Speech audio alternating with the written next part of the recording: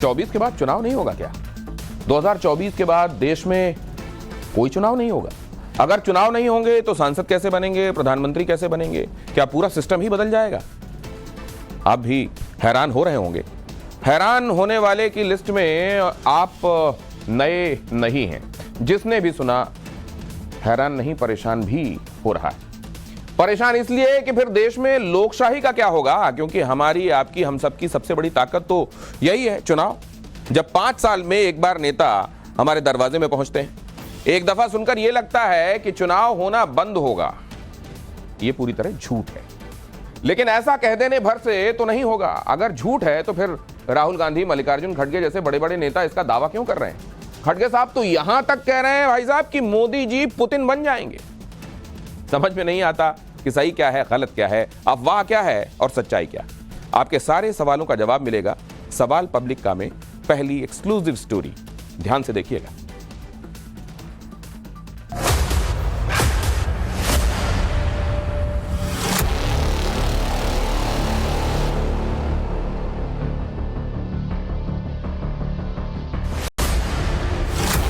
इतने डरपोक लोग अगर रहे तो क्या यह मुल्क बचेगा? क्या यह संविधान बचेगा? क्या यह डेमोक्रेसी बचेगी? इसीलिए यह आखिरी चांस है आपको वोट देने का। इसके बाद कोई वोट नहीं देगा।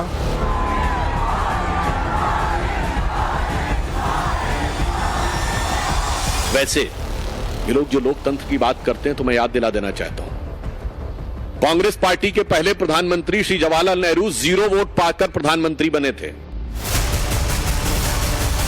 क्या भाजपा इस देश को नॉर्थ कोरिया बनाना चाहती है कि इस देश में चुनाव ही ना हो? ये आखिरी चुनाव है। मोदी अगर फिर से आए तो नई चुनाव होंगे, नहीं करने देगा और डिक्टेटरशिप आएगी।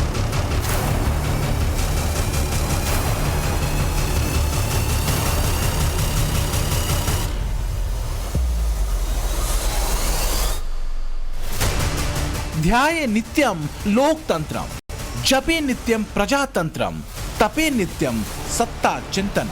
ध्यान, जप और तप तपस्वी कांग्रेसी साध रहे हैं। न्याय यात्रा नगर नगर घूम रही है, प्रश्न पूछ रही है, लोकतंत्र में कथित प्राण फूंक रही है, लेकिन सच ये भी है कि इंडी का हाल देखकर जान भी सूख रही है।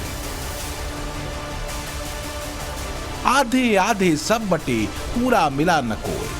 महागठबंधन से सत्ता में वापसी के स्वप्न देख रहे कांग्रेसियों और उसके सहयोगी दलों को अब बस उम्मीद लोकतंत्र बचाओ मंत्र से है, क्योंकि आधे इधर जाओ आधे उधर जाओ के फेर में कांग्रेस अकेले पड़ चुकी है।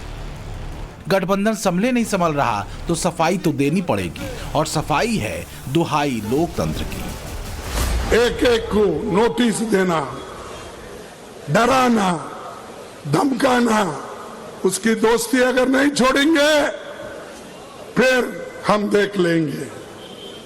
डर के कोई दोस्ती छोड़ रहा है, कोई पार्टी छोड़ रहा है, कोई गठबंधन छोड़ रहा है। अरे इतने डरपोक लोग अगर रहे तो क्या यह मुल्क बचेगा? क्या यह संविधान बचेगा? क्या यह डेमोक्रेसी बचेगी? इसीलिए यह आखिरी चांस है आपको वोट देने का। इसके बाद कोई वोट नहीं देगा। 2024 के मैदान में कांग्रेस जिस लोकतंत्र की रक्षा वाली काठ की हांडी को चढ़ाए हुए है, उसमें खुद कांग्रेस की तरफ से किए गए 1000 छेद हैं। सवाल ये पूछे जा रहे हैं कि कांग्रेस के लोकतंत्र वाला दर्द परिवार राज के खत्म हो जाने से तो नहीं उपजा? मोदी के खिलाफ जमीन पर उतरी कांग्रेस और महागठबंधन में बचे खुचे उसके सहयोगी दल अब सवाल कमजोर होते लोकतंत्र पर उठा रहे हैं। ये आखिरी चुनाव है। मोदी अगर फिर से आए तो नई चुनाव होंगे, नहीं करने देगा और डिक्टेटरशिप आएगी। क्या भाजपा इस देश को नॉर्थ कोरिया बनाना चाहती है कि इस देश में चुनाव ही ना हो, और चुनाव सिर्फ उसी स्थिति में हो जहां भारतीय जनता पार्टी पूरी मशीनरी को रिग कर पूरी चुनावी प्रोसेस को विशिएट कर चुनाव जीत सके।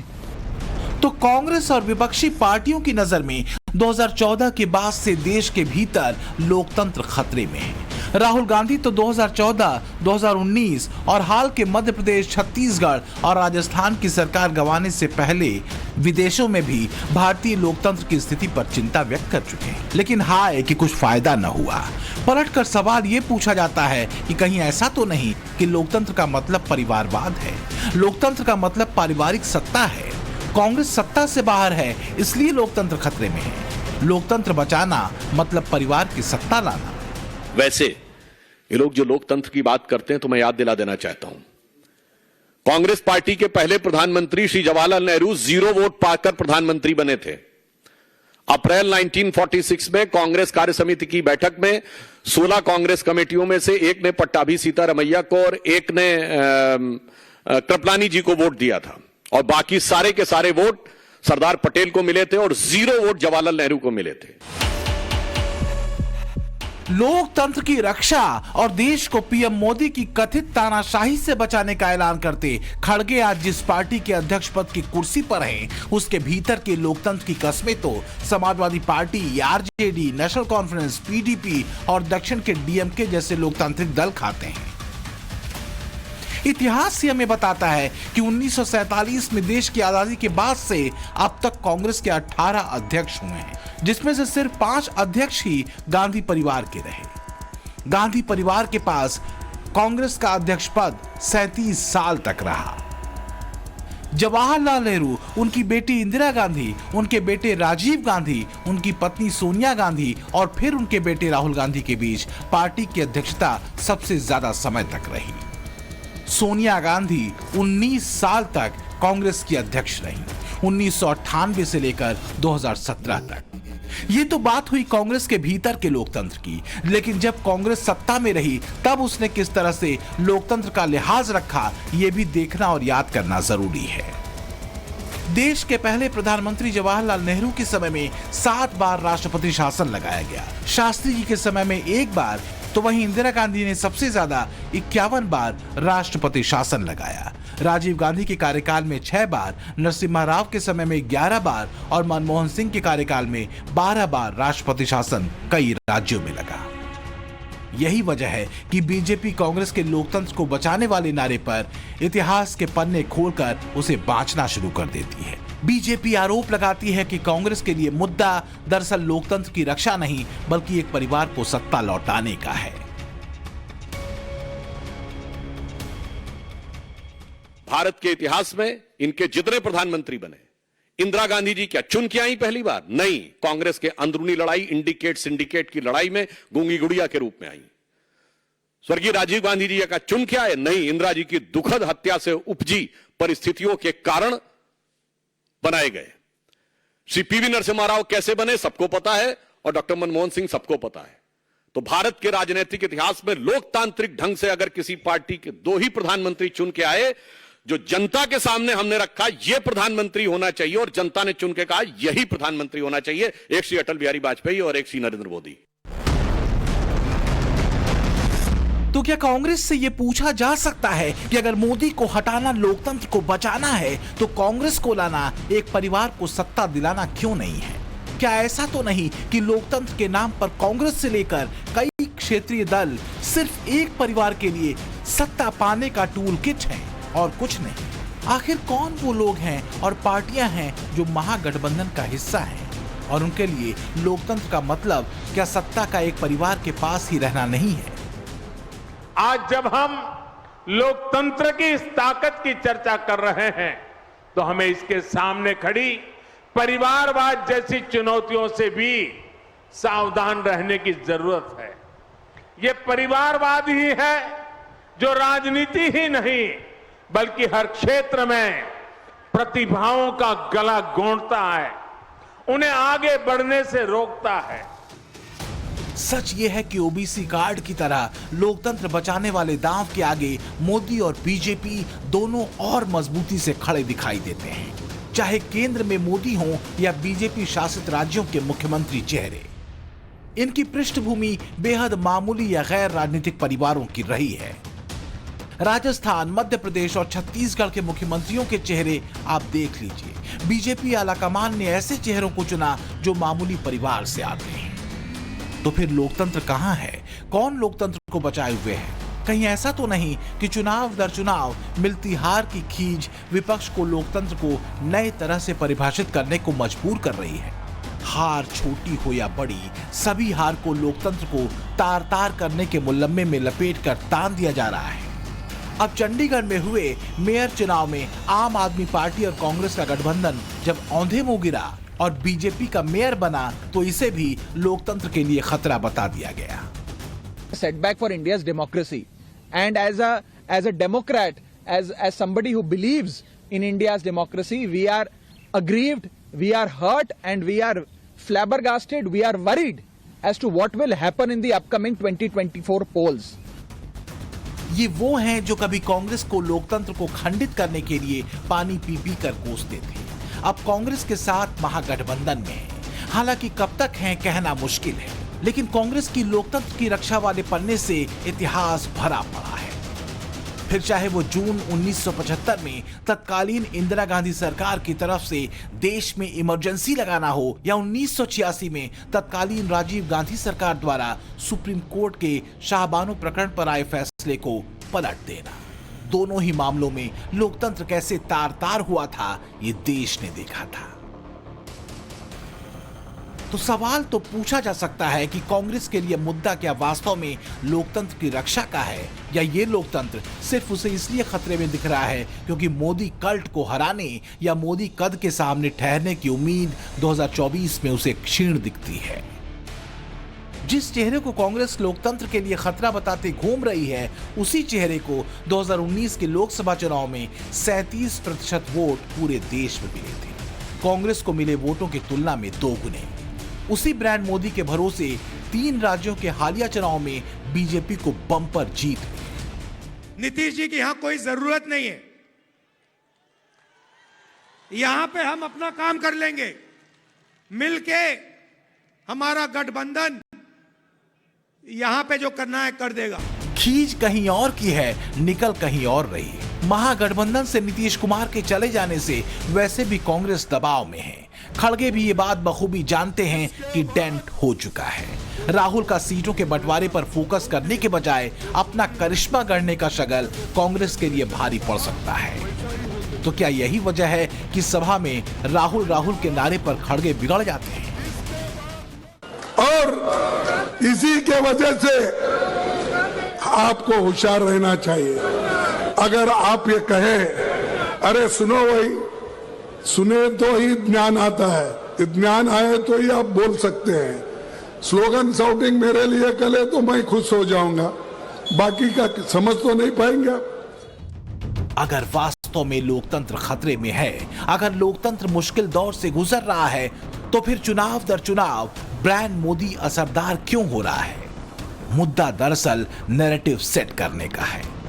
कांग्रेस लोकतंत्र बचाने वाला मंत्र जप रही है, पर यह भी सच है कि जप और तप का अंतर बीते 10 वर्षों में भारत की जनता ने करना बखूबी सीख लिया है और उसे मालूम है कि असली लोकतंत्र कहां है। ब्यूरो रिपोर्ट, टाइम्स नाउ, नव भारत। हवा महल से विधायक हैं भारतीय जनता पार्टी के, लेकिन राजस्थान में बाबा के नाम से प्रसिद्ध हैं बाल मुकुंद आचार्य, और इन दिनों फुल फॉर्म में स्कूल, गलियां, सब जगह घूम रहे हैं। जहां अवैध तरीके से नॉनवेज बेचा जा रहा है, वहां तो बाबा का हंगामा आप गदा के साथ पहले ही देख चुके हैं। बाबा उन दुकानों को भी बंद करा रहे हैं और अब जिस स्कूल में हिजाब दिख रहा है उसके खिलाफ हल्ला बोल कर रहे हैं। हिजाब वर्सेस बाबा की इस लड़ाई में अब बाल मुकुंद अकेले नहीं हैं, बल्कि उन्हें सरकार का भी साथ मिल गया है। राजस्थान के स्कूलों में हिजाब नहीं चलेगा, राजस्थान सरकार ने भी इस तरफ इशारा कर दिया है। ये क्या हुआ है, कैसे हुआ है, आगे क्या होगा और इसके समानांतर क्या क्या चल रहा है, सवाल पब्लिक का में आज की तीसरी एक्सक्लूसिव स्टोरी।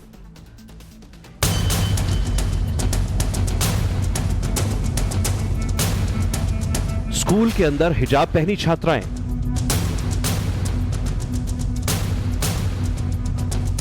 और मजार वाली हरी चादर।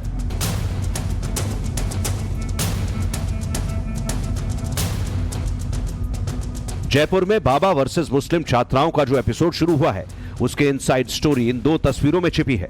सवाल उठ रहे हैं कि स्कूल में ड्रेस कोड चलेगा या फिर मजहबी वेशभूषा, और शिक्षा के मंदिर में मां सरस्वती की जगह हरी चादर क्यों? जब कोई फंक्शन होता है तब बाहर लाके रख दिया जाता है। अच्छा, फिर उसको अंदर कर देते हैं? हाँ, अंदर कर देते, उसको हो गया अभी कमरे में अंदर। अभी यहाँ एक हरी चादर भी लगा दी है। हाँ, हमेशा से ये मंदिर है ही नहीं। हमेशा हर स्कूल में सरस्वती माता का मंदिर होना चाहिए, यहाँ पे नहीं है। अच्छा, और हरी चादर है? हरी चादर है यहाँ पे। हर टीचर जो होती है ना, जो पूजा करती है इसकी, पर सरस्वती माता का मंदिर नहीं है, ना ही सुबह वंदना कराई जाती है। यहाँ पे प्रार्थना होती है। क्या प्रार्थना होती है? सरस्वती माता की पूजा नहीं होती शुक्रवार को, वो इससे वाली प्रार्थना होती है ना। कौन सी वाली? नमाज वाली प्रार्थना होती है। क्या करते हैं उसमें? उसमें ऐसे खड़े हो जाते हैं। कैसे दिखाइए, हाथ दिखाइए कैसे करते हैं? ऐसे ऐसे हाथ कराए, क्या बुलवाते हैं? एक प्रेयर होती है मोमटनों की, वो वाली। कोई शब्द याद है उसका आपको? हाँ, अल्लाह के गाने में होती है। अल्लाह के गाने में होती है। स्कूल में पढ़ने वाली छात्राएं जिस हरी चादर को लेकर सवाल उठा रही हैं, वो स्कूल में ऐसी जगह रखी गई जहां मां सरस्वती की फोटो होती थी। जयपुर के हवा महल से बीजेपी विधायक बाल मुकुंद आचार्य जब इसी स्कूल में गेस्ट बनकर पहुंचे तो इस लोकेशन को छिपा दिया गया। 26 जनवरी को यह तस्वीर सामने ना आए इसीलिए उसे लाल पर्दे से ढक दिया गया। जब कैमरा अंदर पहुंचा तो पूरे एपिसोड का नया एंगल सामने आया। यहाँ मूर्ति हुआ करती थी, वो मूर्ति हटा दी गई है। बताया जा रहा है कि सरस्वती की मूर्ति थी, हालांकि जांच का विषय है। आप देखेंगे यहाँ अगरबत्ती और ये मिठाई और पानी भी है, लेकिन यहाँ एक ये चादर लगा दी गई है। मूर्ति को वहाँ से हटा दिया गया है और चादर पे उर्दू में कुछ लिखा हुआ है, वो भी मैं आपको दिखा सकता हूँ। ये देखेंगे आप यहाँ, ये देखिए, ये उर्दू में बाकायदा इस पर कुछ लिखा हुआ है। ग्रीन चादर है, समझा जा सकता है। ये देखिए, इस पर एक मजार का चित्र भी है, तो ये समझा जा सकता है कि क्या कुछ करने की कोशिश यहाँ पर की जा रही थी। जिन बच्चियों का फोकस स्कूल में पढ़ाई पर होना चाहिए था, वो हिजाब पहने सड़क पर उतर चुकी हैं। जिन्हें 1 महीने बाद होने वाली राजस्थान बोर्ड की परीक्षा की तैयारी करनी थी, वो बाबा से माफी मंगवाने की जिद पर तुली हैं। सवाल है, इसके पीछे कौन है? तो राजस्थान के गंगापोल इलाके के राजकीय बालिका सीनियर सेकेंडरी स्कूल में टीचर्स की लिस्ट गौर से सुनिए।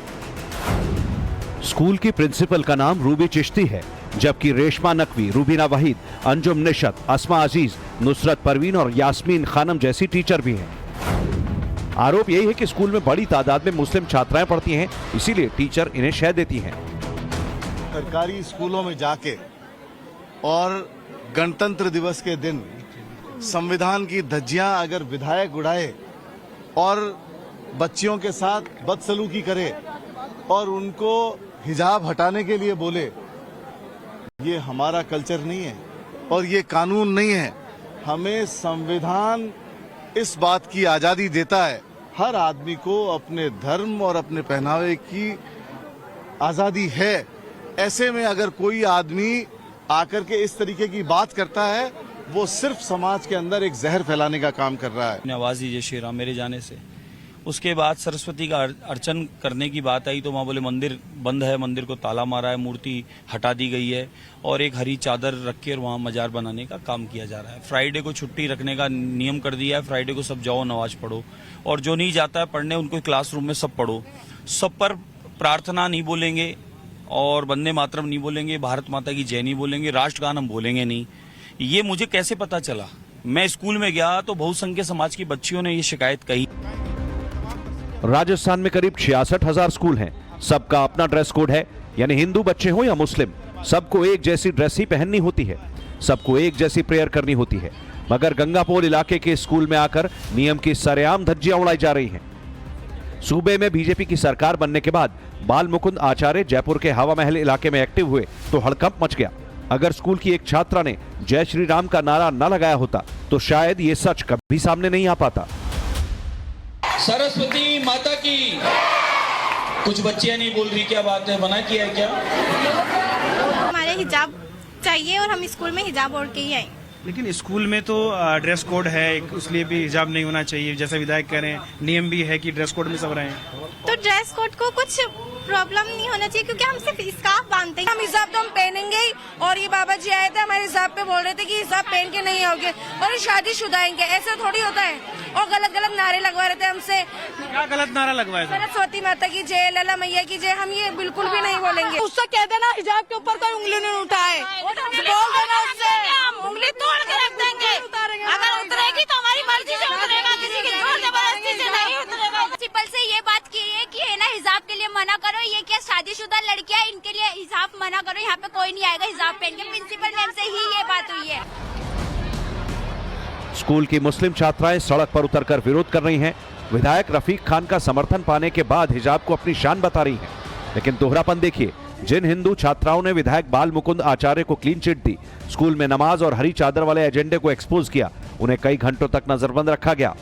आप ये बताइए कि आप एलडीसी हैं, आप ये बताइए प्रिंसिपल कहाँ है अभी आपकी? प्रिंसिपल यहाँ पे क्यों नहीं है? आप जवाब क्यों नहीं दे रहे?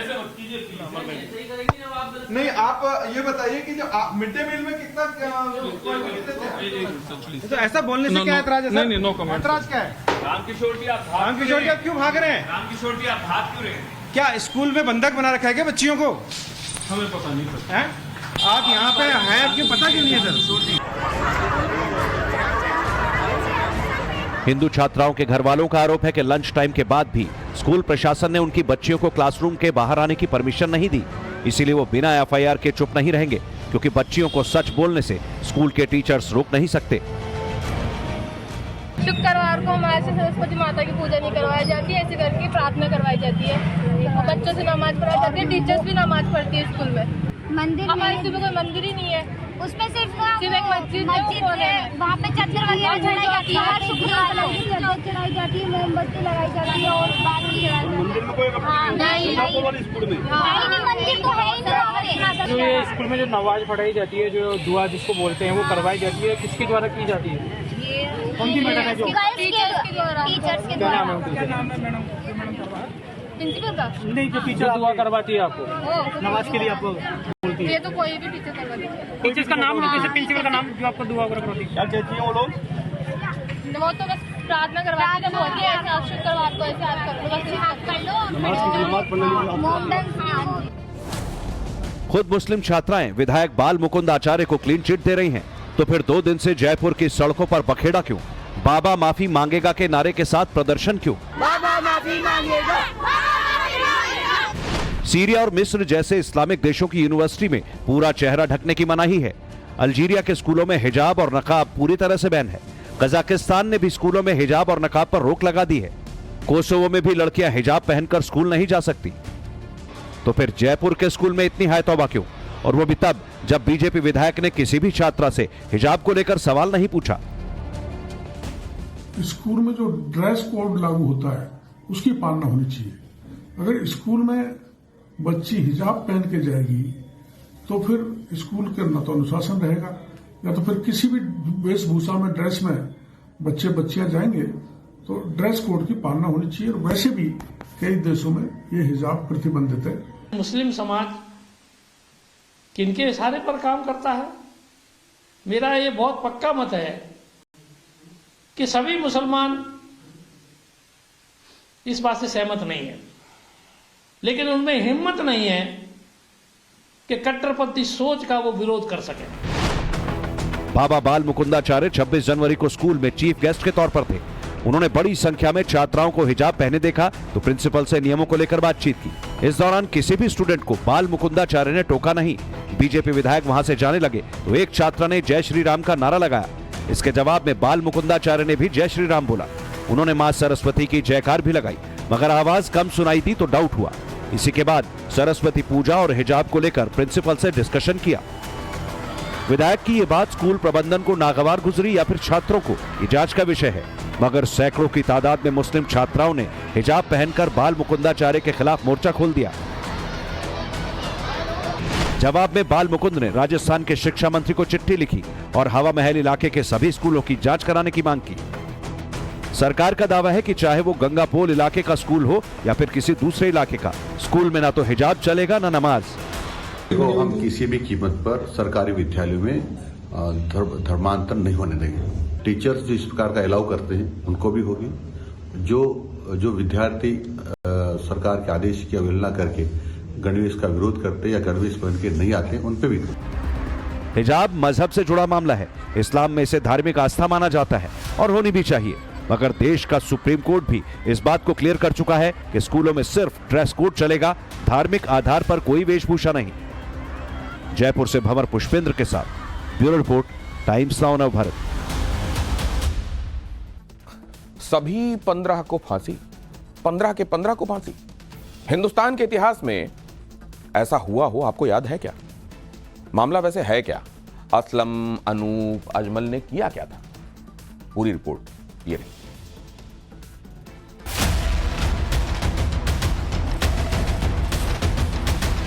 हाथ हथकड़ी से बंधे, पुलिस का सख्त सुरक्षा घेरा है। इन्होंने जुर्म इतना खौफनाक किया कि कोर्ट ने फांसी की सजा सुनाई। सफेद शर्ट पहने इन लोगों की करतूत बेहद काली। ये पीएफआई के वो आतंकी जिन्होंने बीजेपी नेता रंजीत श्रीनिवासन की हत्या की। अब इन पर दोष सिद्ध हो चुका है। कोर्ट ने मृत्यु दंड दिया।